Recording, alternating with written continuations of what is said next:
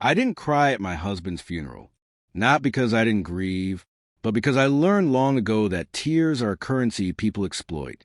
My silence unsettled more than any sob ever could. 3 days later, my son cornered me in the hallway of the mansion his father built. His voice carried no hesitation, only greed. Don't expect a dime from Dad's $55 million. It's mine now. His wife leaned on the banister, smile painted on, nails sharpened. We're in charge now. I only nodded, as if they'd already won. But inside, I felt the first flicker of satisfaction, because I knew something they didn't. I remembered the boy my son once was. Curious, grateful, clinging to my hand. But wealth poisoned him. The more his father gave, the less he valued. Entitlement grew where gratitude should have been. And his wife, she didn't see a man. She saw a ticket. Her whispers of poison became his gospel. When my husband grew ill, their visits weren't for love. They came for updates on accounts, on numbers, on assets. I noticed. I always noticed. The night I knew everything had shifted, I overheard them behind the study door. My son's voice low, smug. She's weak. Once Dad's gone, she'll fade. We'll take everything. Her reply, she'll get nothing. It's our empire now. My chest tightened, but not with heartbreak, with clarity. They thought I was powerless. They forgot who taught my husband how to build an empire in the first place. I didn't confront them. That would have been messy, desperate. Instead, I called our lawyer an old friend. Together, months before the end, we rewrote the will. Every detail precise. Every clause a trap disguised as generosity.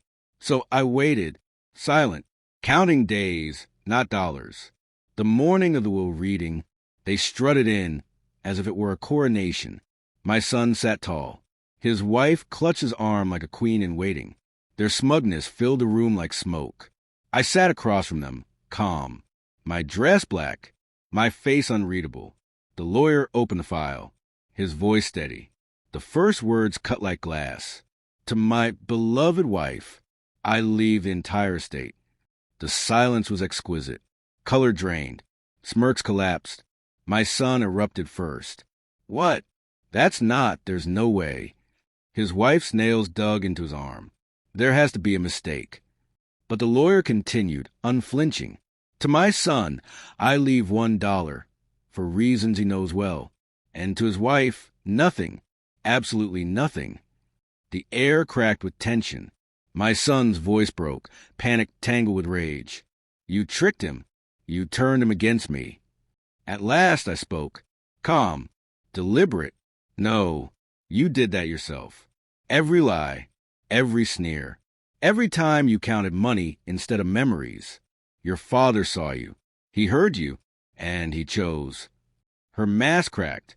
Her composure slipped. We'll fight this. We'll take you to court. The lawyer closed the file with finality. You can try, but every clause, every witness, every signature is airtight. All you will waste is what little you have left.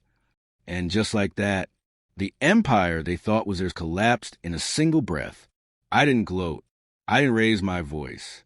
I simply rose, gathered my bag, and left them drowning in the silence they created.